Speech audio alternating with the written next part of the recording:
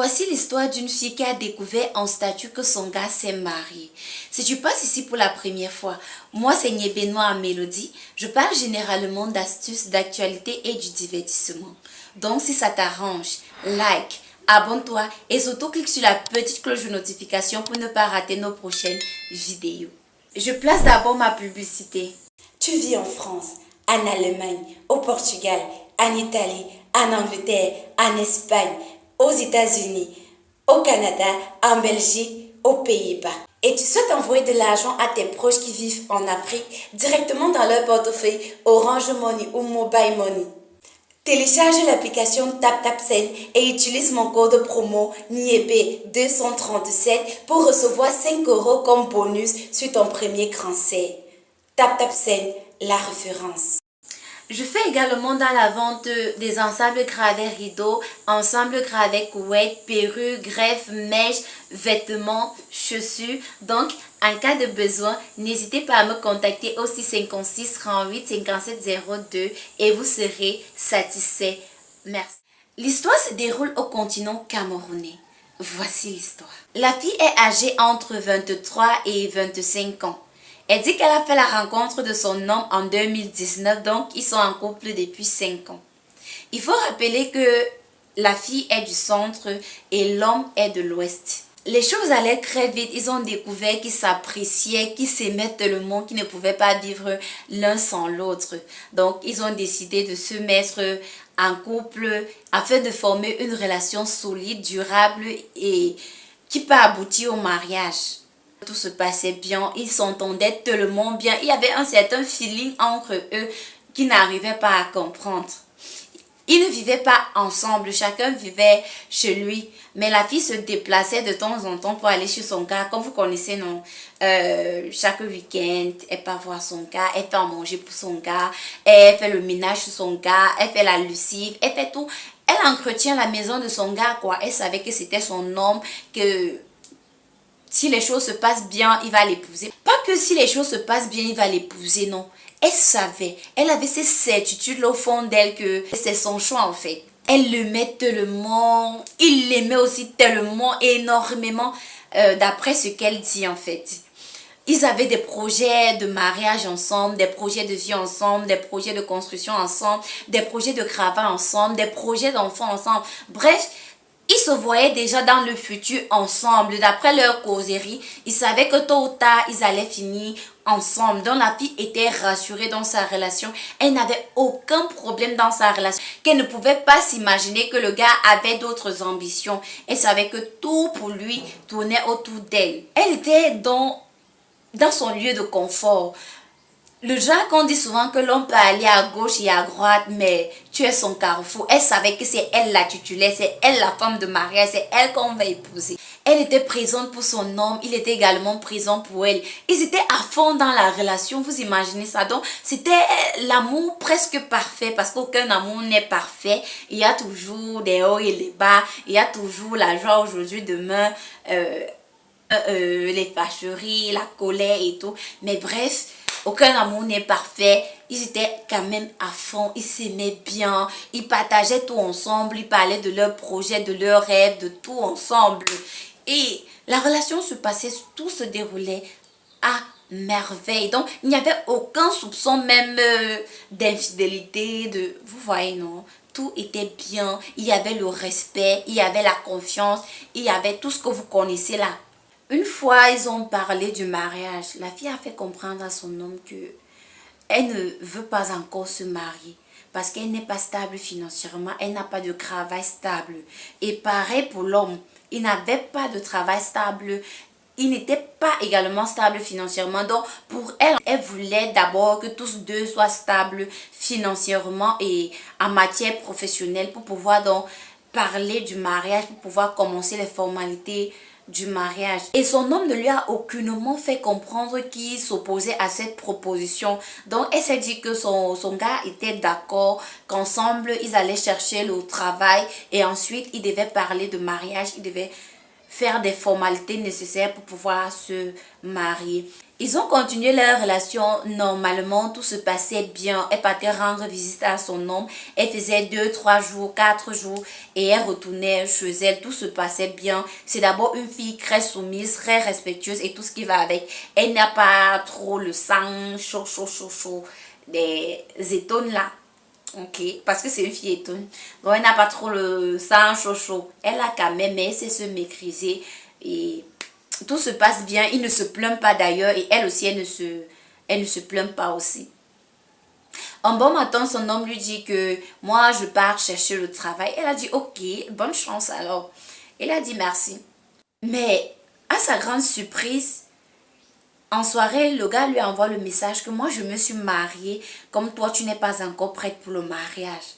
Et bon, c'est passé inaperçu. Bon, elle se disait que c'était une blague, donc elle n'a pas trop pensé à ça, elle a négligé. Le lendemain, alors, elle était en train de fouiller ses statues, elle regardait elle les statues, elle tombe sur les statues de son gars. Maman! Kai! Homme, qui es-tu? Chapeau, papa. Homme, qui êtes-vous vraiment? On peut faire ça à l'entend des gens. On peut faire ça. Ha! 5 ans de relation. Bref, elle tombe sur les statuts de son gars avec sa nouvelle épouse. Vous savez, le genre de statut, quand on signe l'acte de mariage, on se filme avec la famille, on se filme avec la femme, on fait les bisous à sa nouvelle épouse. Vous connaissez comment les bises sont sucrées quand on vient de se marier là, non? Comment le collage est sucré. Voilà. Elle voit tout ça en statut. La fille était dépassée, décontenancée. Elle était cassée, finie.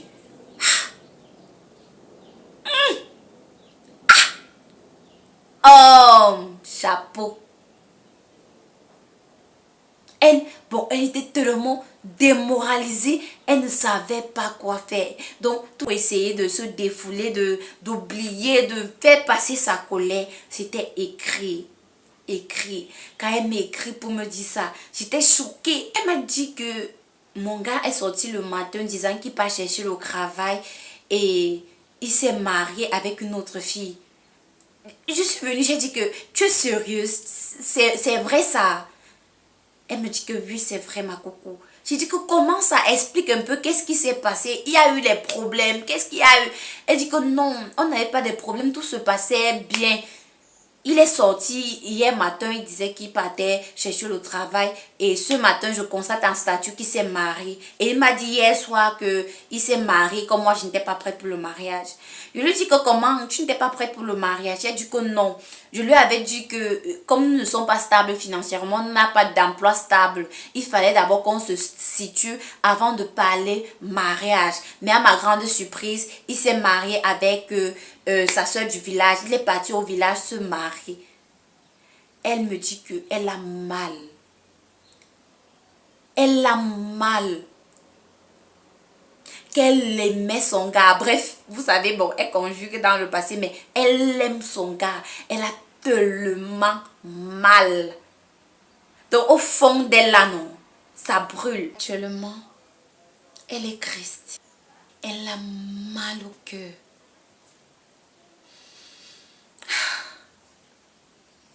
Vous connaissez à quel point ça fait mal, ça baisse.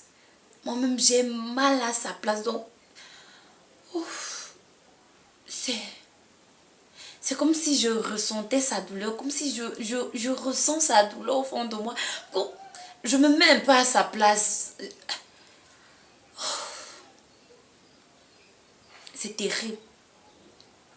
Ça fait mal. Ça fait mal.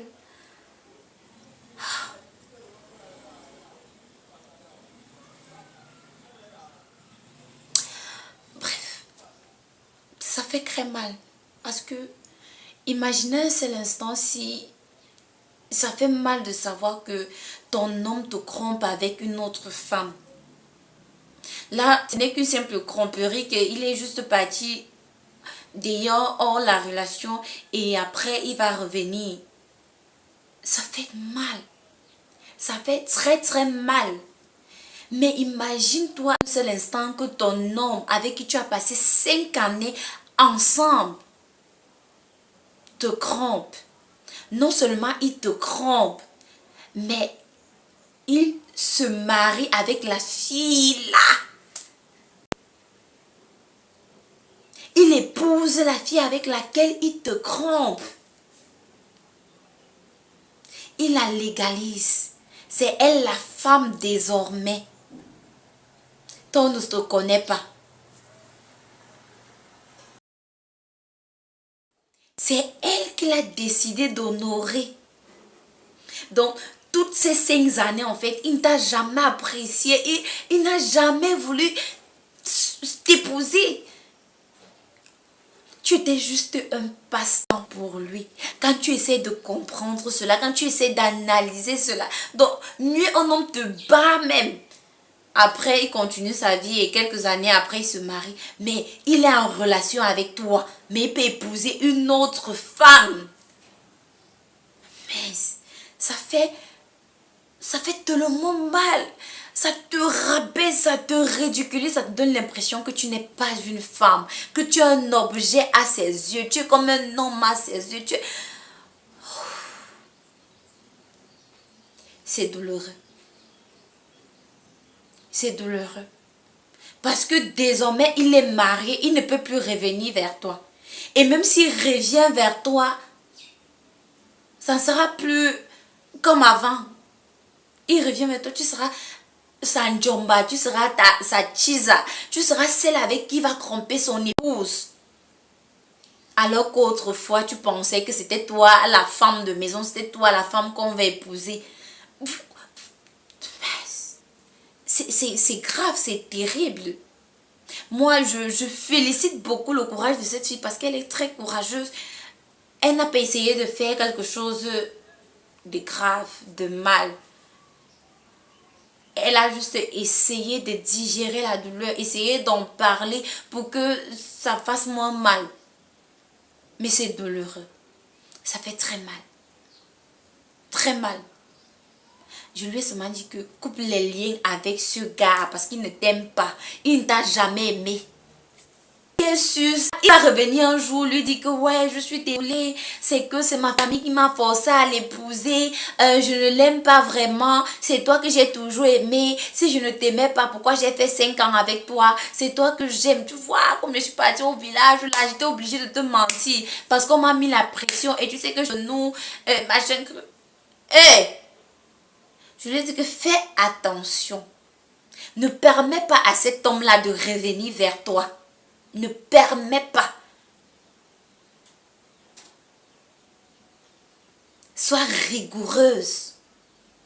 Parce que si tu laisses libre accès à cet homme d'ancrer encore dans ta vie, parce que tu l'aimes, et s'il essaie d'ancrer et que tu laisses la porte ouverte, il va ancrer et tu seras détruite. Il va te détruire. Il s'est déjà marié, il va maintenant venir te perdre le temps. Je lui ai demandé de supprimer le numéro de cet homme. Et c'est pour son bien. Et que si elle a même encore ça dans son cerveau et qu'elle lave ça, qu'elle ne pense même pas à ça, qu'elle oublie ces chiffres-là. Parce que oh! Les hommes sont terribles, hein? Les hommes sont terribles. Certains d'entre eux sont même capables de mener double vie. Il a 2 femmes dans sa vie. Quand tu sais ici que non, j'ai signé monogamie, bien commun. Il y a une autre femme aussi quelque part là-bas. Qui sait que c'est son homme. Faisons très attention. Ne négligeons pas. C'est pour ça que j'ai dit dans l'une de mes vidéos précédentes que ne négligeons pas de détails. Il n'y a aucun détail à négliger quand tu es en couple avec quelqu'un. Regardez chaque détail. Analysez chaque détail parce qu'un homme ne peut pas te mentir pendant 5 ans. Ça veut dire qu'il te montrait certaines choses que tu ne voyais pas. Il te montrait certaines choses mais toi tu ne voyais pas. Le mariage n'est pas pour les enfants. C'est pour les femmes matures, les femmes consacrées. Consacrées, on ne blague pas. Faites très attention. Ne te dis pas que ma place est assurée, c'est parce que la place de personne n'est assurée. L'histoire de cette fille-là en est une preuve que la place de personne est assurée. Même si tu es même marié là. Les divorces existent. La place de personne n'est assurée nulle part. Quand tu es dans une relation, sois consacré. Ne néglige aucun détail. Aucun détail. Si ça compte pour toi, ce n'est pas un détail. Et en même temps, faisons confiance à Dieu.